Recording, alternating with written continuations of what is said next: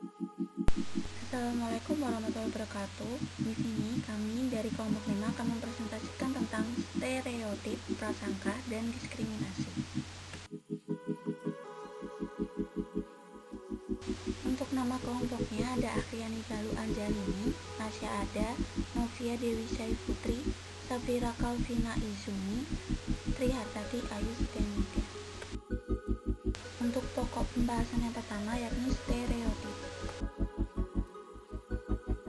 Kita mulai dengan definisi stereotip. Stereotip adalah komponen kognitif dari sikap terhadap kelompok sosial, khususnya keyakinan tentang seperti apa suatu kelompok tersebut. Stereotip ini seperti sebuah penilaian berdasarkan persepsi terhadap suatu kelompok. Stereotip ini bisa mencakup dari ciri-ciri kelompok, penampilan fisik, kemampuan, dan perilaku semuanya umum komponen harapan. Hal ini dicetuskan oleh Biernat dan Thompson pada tahun 2002. Stereotip gender, kepercayaan tentang karakteristik perempuan dan laki-laki, mengandung sifat positif dan negatif. Stereotip dari setiap jenis kelamin biasanya merupakan kebalikan dari satu sama lain. Contohnya, wanita dinilai lebih sensitif, ramah, fashionable, dan emosional. Sedangkan pria dinilai lebih kuat, stabil, berjiwa pemimpin, dan agresif. A glass ceiling adalah sebuah ungkapan metafora yang digambarkan sebagai hambatan wanita dalam berkarir. Ungkapan ini menggambarkan bahwa hambatan yang ditemui wanita saat mencoba untuk memiliki peran lebih besar di perusahaan itu lebih sulit daripada laki-laki. Wanita paling mungkin untuk ditunjuk sebagai pemimpin posisi ketika krisis telah terjadi. Posisinya adalah lebih genting dan ada risiko kegagalan yang lebih besar yang disebut sebagai a glass ceiling. Ketika atribut stereotip laki-laki tampaknya yang mengarah ke organisasi menurun, lalu wanita dianggap atribut komunal stereotip dan dipandang cocok untuk menjadi pemimpin baru. Jenis-jenis stereotip sendiri memiliki dua jenis menurut Triandis pada tahun 1994. Yang pertama, heterostereotip. Yang kedua, autostereotip. Heterostereotip merujuk pada stereotip yang dimiliki yang terkait dengan kelompok lain, sedangkan autostereotip adalah stereotip yang terkait dengan dirinya sendiri. Untuk perkembangan stereotip sendiri, secara psikologis perkembangan stereotip terjadi, terancang, dan terbangun atas berbagai proses kejiwaan manusia, yakni selection, attention, appraisal, concept formation and categorization, attribution, emotion, and memory. Hal itu dicetuskan oleh Matsumoto pada tahun 2003. Pemilihan, perhatian, pendekatan, konsep formasi, dan kategorisasi, atribusi, emosi, dan memori. Itu artinya yang tadi ya.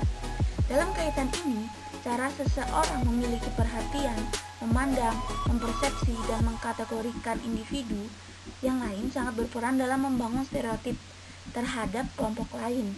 Selain itu, cara kita mengaitkan perilaku kita dengan perilaku orang lain, emosi serta pengalaman kita terhadap kelompok lain. Selanjutnya adalah fungsi stereotip. Dalam kenyataan sehari-hari, stereotip ini kemudian berfungsi sebagai pemenuhan kebutuhan psikologi seseorang untuk menginternalisasi nilai bersama kepada individu. Juga digunakan untuk membangun identitas bersama dan juga memberi justifikasi tindakan seseorang terhadap kelompok sosial lain. Dalam kaitan hubungan antar kelompok, stereotip sangat determinan dalam membangun hubungan antara kelompok sosial. Hal ini dicetuskan oleh Manstead dan Hairston pada tahun 1996. Berbagai stereotip negatif pada akhirnya menimbulkan prasangka yang berujung pada diskriminasi. Bahkan kekerasan terhadap kelompok sosial tertentu, berbagai prasangka sosial diskriminasi dan kekerasan terhadap etnik minoritas di Indonesia menunjukkan itu semua. Hal ini juga dicetuskan pada Dana Jaya pada tahun 2003. stereotip. Stereotip yang paling umum di masyarakat kita berbasis pada gender dan keanggotaan di kelompok etnik atau pekerjaan. Stereotip gender adalah kepercayaan tentang perbedaan ciri-ciri atau atribut yang dimiliki oleh laki-laki dan perempuan. Orang lain lebih respek pada laki-laki dari perempuan, dan faktor ini memainkan peran penting pada diskriminasi di tempat kerja bagi wanita. Kadang-kadang terjadi perempuan yang memiliki prestasi kerja yang tinggi tidak mendapatkan posisi yang sesuai prestasinya karena dia seorang perempuan. Stereotip gender cenderung mengatakan bahwa perempuan emosional, penurut, tidak logis, pasif. Sebaliknya, pria cenderung tidak emosional, dominan, logis, dan agresif. Stereotip atas pekerjaan misalnya guru pijat, artis glamor, polisi tegas, dan sebaliknya. Dan sebagainya. Stereotip cenderung menggeneralisasikan yang terlalu luas yang tak kenal perbedaan dalam satu kelompok dan persepsi yang kurang akurat pada seseorang. Tidak semua polisi tegas, tidak semua wanita emosional, tidak semua laki-laki dominan, dan tidak semua guru bijak.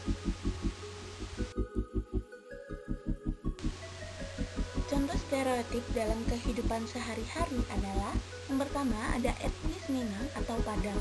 Etnis Minang atau Padang stereotip positifnya adalah pekerja keras dan pedagang.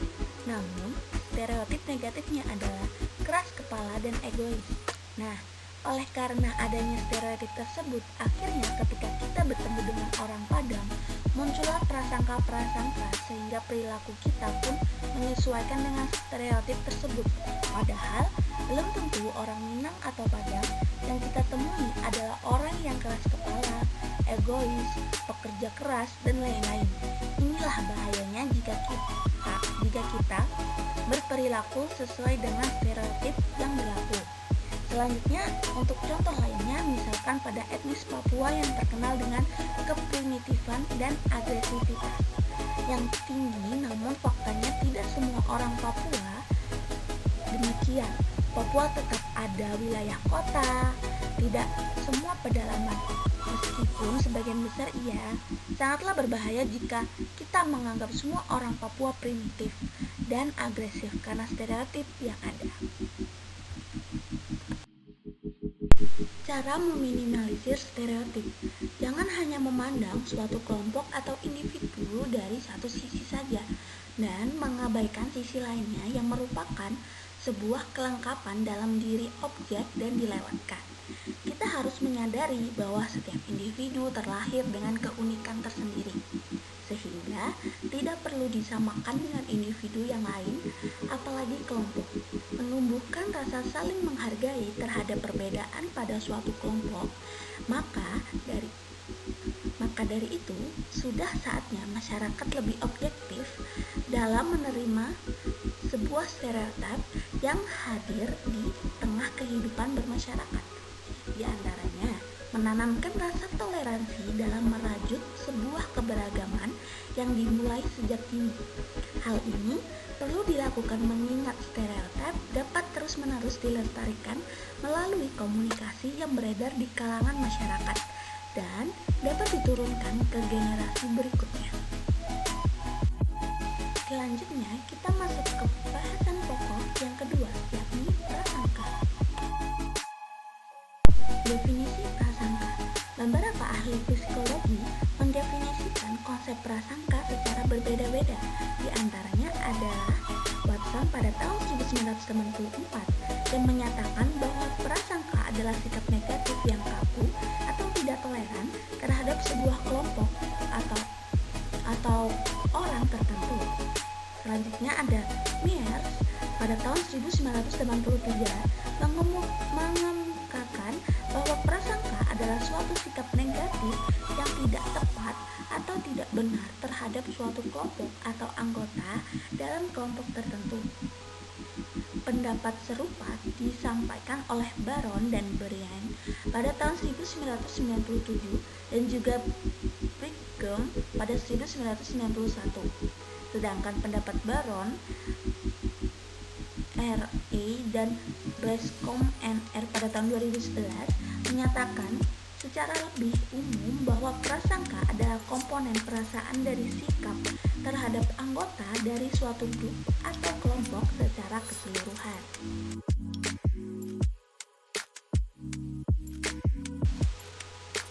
Sumber-sumber prasangka. Prasangka terhadap orang lain mungkin saja disebabkan faktor situasional, tetapi yang jelas tidak hanya satu faktor saja yang berperan. Di antaranya yaitu 1. Kompetisi atau competition. Bobo mengatakan pada 1983 dalam Baron and Brine pada tahun 1997 menyatakan bahwa kompetisi merupakan sumber prasangka yang paling mendasar. Prasangka terjadi karena adanya kompetisi di antara kelompok sosial dalam mendapatkan komoditas maupun kesempatan yang berharga. Dapat dikatakan, prasangka berkembang karena berjuang dalam mencapai kesejahteraan atau struggle for the welfare. Kompetisi selalu melahirkan minimal dua kelompok berbeda, kelompoknya dan kelompok lain atau in-group and out-group. Kedua posisi yang berlawanan tersebut membawa pengaruh pada pandangan dan persepsi masing-masing kelompok yang biasanya negatif karena menganggap kelompok lain sebagai musuh. Yang kedua ada peran belajar sosial atau social learning. Prasangka bukan merupakan bawaan, tidak ada seorang bayi yang baru dilahirkan mempunyai kebencian terhadap orang lain, melainkan dipelajarinya dari lingkungan melalui proses sosialisasi dengan lingkungan. Anak kemudian belajar dari lingkungan untuk menilai suatu kelompok secara negatif. Stereotip semacam itu sering diperlihatkan oleh orang tua dan keluarganya, sehingga anak menganggap hal tersebut sebagai sesuatu yang benar dan wajar untuk diikuti. Kebiasaan tersebut diperkuat dengan peran media massa yang turut serta membentuk opini dan pendapat tentang suatu informasi sepihak terhadap suatu kelompok. Di samping keduanya, penyebab utama tersebut terdapat teori yang disebut sebagai teori kambing hitam atau scapegoating theory, yaitu bahwa prasangka menyediakan target atau sasaran bagi perasaan frustasi dan putus asa. Menurut teori ini, frustasi akan menimbulkan perasaan marah, dan jika perasaan ini tidak dapat diekspresikan kepada sumber frustasi yang nyata, maka akan diarahkan pada target yang lemah dan tidak berdaya. Terdapat macam-macam prasangka. Berdasarkan pada banyaknya perbedaan yang ada antara berbagai kelompok masyarakat, maka prasangka juga mempunyai berbagai bentuk dan jenis, di antaranya adalah sebagai berikut. Yang pertama adalah seksisme atau sexism, prasangka yang didasarkan pada gender. Hal ini juga dijelaskan oleh Baron dan Brine pada 1997. Yang kedua adalah prasangka rasial, penilaian negatif terhadap seorang karena orang tersebut menjadi anggota kelompok ras atau suku tertentu. Hal ini dijelaskan oleh Watson pada 1984. Terakhir adalah ageisme, yakni prasangka terhadap orang berusia lanjut. Hal ini dijelaskan oleh Prince and Malcolm pada 1993. Selanjutnya, contoh prasangka dalam kehidupan sehari-hari.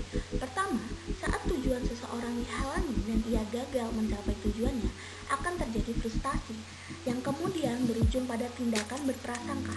Ia akan merasa bahwa orang lain tidak ada yang mendukungnya, sehingga sia-sia saja ia berjuang untuk mencapai apa yang menjadi tujuannya.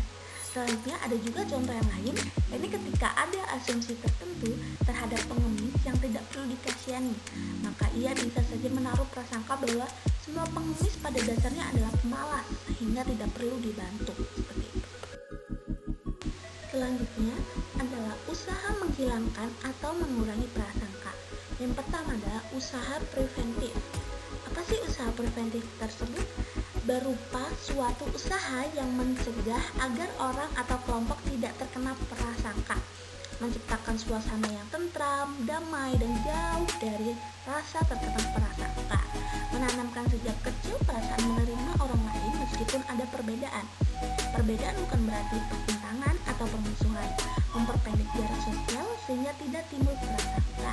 Yang kedua adalah usaha kuratif, berupa usaha menyembuhkan orang yang sudah terkena prasangka, berupa usaha menyadarkan prasangka adalah hal yang merugikan dan tidak ada yang bersifat positif bagi kehidupan bersama. Usaha-usaha ini dapat dilakukan oleh media massa terutama koran, TV, radio, dan lain-lain, serta dapat dilakukan oleh para pendidik, orang tua, tokoh-tokoh masyarakat, dan sebagainya. Baik, kita masuk ke pokok bahasan yang terakhir, yakni diskriminasi.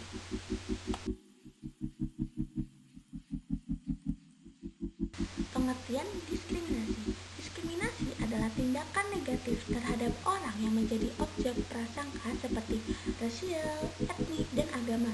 Diskriminasi ini mengacu pada prejudice in action yang telah disebutkan oleh Baron dan Bryan pada tahun 1997. Apa sih prejudice in action tersebut? Maksud dari prejudice in action, jika prasangka, penilaian seseorang terhadap orang lain tersebut masih menyimpan dalam pikiran, sedangkan dalam diskriminasi, prasangka tersebut sudah menjadi satu tindakan. Diskriminasi adalah perlakuan yang tidak seimbang terhadap perorangan atau kelompok berdasarkan sesuatu, biasanya bersifat kategorikal atau atribut-atribut khas seperti berdasarkan ras, kesukubangsaan, agama, dan atau keanggotaan kelas-kelas sosial. Hal ini disebutkan oleh Tennyson pada tahun 1979.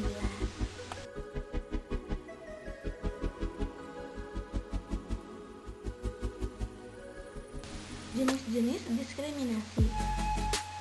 Yang pertama ada diskriminasi langsung. Diskriminasi langsung terjadi saat peraturan atau kebijakan jelas menyebutkan karakteristik tertentu, misal jenis kelamin, ras, etnis, dan sebagainya, dan menghambat adanya peluang yang sama. Contoh, pada tahun 2017, Presiden Donald Trump membuat kebijakan untuk melarang warga dari 7 negara yang memiliki penduduk mayoritas Islam masuk ke Amerika Serikat. Hal ini dapat dikisahkan seperti Donald Trump mengeluarkan perintah untuk melarang masuk untuk sementara para pengungsi dan pendatang dari 7 negara yang mayoritas penduduknya adalah Muslim. Dalam hal ini, kebijakan Trump termasuk dalam diskriminasi langsung karena menyebutkan 7 negara yang tidak diizinkan untuk masuk ke Amerika Serikat, yaitu ada Suriah, Iran, Irak, Sudan, Libya, Somalia, dan Yaman. Adapun juga diskriminasi tidak langsung.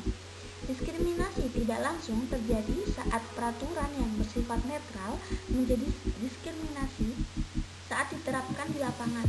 Contohnya, memberikan gaji yang lebih besar pada satu karyawan dengan jabatan yang sama dengan karyawan lain.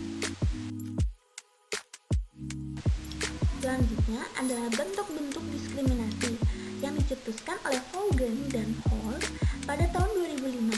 Yang pertama, menolak untuk menolong atau reluctant to help. Menolak untuk menolong orang lain yang berasal dari kelompok tertentu agar tetap dalam posisi yang kurang beruntung. Contoh, tuan tanah menolak untuk menyewakan akomodasi bagi etnik minoritas. Yang kedua, ada tokenisme. Tokenisme didefinisikan sebagai pemberian sedikit perlakuan positif kepada kelompok minoritas yang digunakan sebagai pembelaan bahwa ia sudah melakukan hal baik yang tidak melanggar diskriminatif. Contohnya, seorang dari ras atau etnis tertentu dipekerjakan demi justifikasi bahwa tidak melanggar diskriminasi. Selanjutnya yang terakhir adalah reverse discrimination.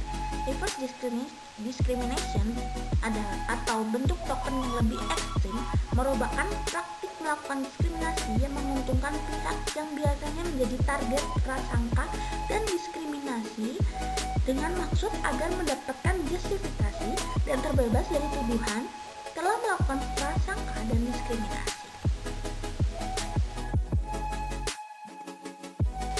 Contoh diskriminasi dalam kehidupan sehari-hari. Yang pertama adalah para difabel yang tidak diberikan fasilitas umum yang layak oleh pemerintah, entah itu kendaraan trotoar ataupun tempat duduk di kendaraan umum. Yang kedua, seorang ibu yang memperlakukan anaknya dengan semena-mena karena anaknya adalah penyandang autis. Semenjak itu, anak-anaknya yang normal diperlakukan dengan begitu istimewa.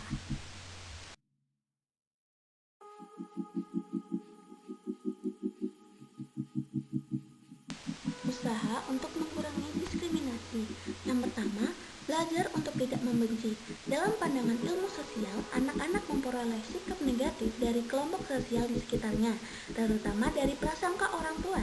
Karena prasangka adalah awal dari adanya diskriminasi, maka orang tua harus mengendalikan dan tidak menularkan pandangan negatifnya kepada anak-anak. Misalkan, anak yang mendapatkan perhatian maupun pujian ketika mengikuti prasangka orang tua, maka ia akan cenderung menuruti prasangka orang tuanya tersebut, yang bisa jadi merupakan awal kebencian terhadap seseorang atau kelompok lain. Yang kedua, kontak antar kelompok.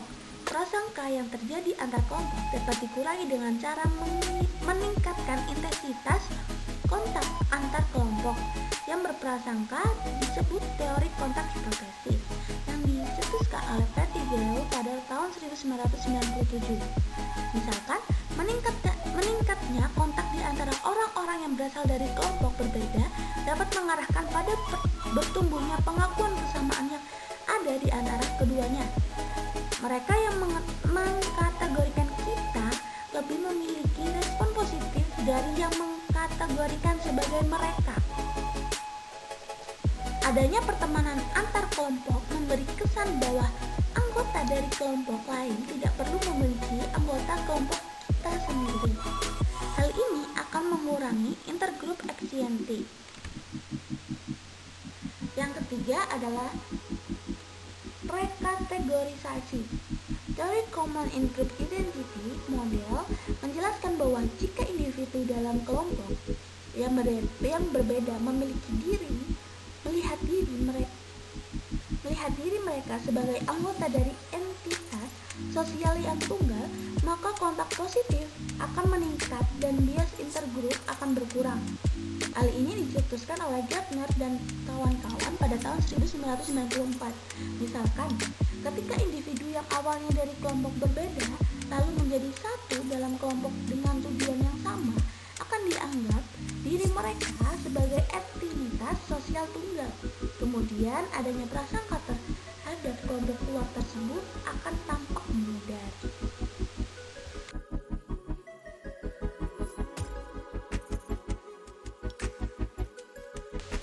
Yang keempat, ada introversi kognitif.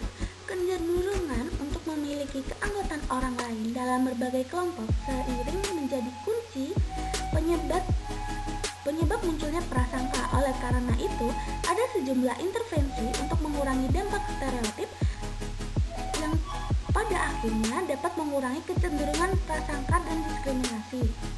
Misalkan, peneliti menunjukkan bahwa seorang dapat merasa bersalah atas tindakan orang lain dalam kelompok mereka. Pada awalnya, peneliti memiliki peserta ras kulit putih menuliskan apa saja keuntungan yang didapatkan karena mereka adalah ras kulit putih. Kemudian, ras kulit putih tersebut diminta untuk menuliskan pula kerugian yang ras kulit hitam karena ras mereka.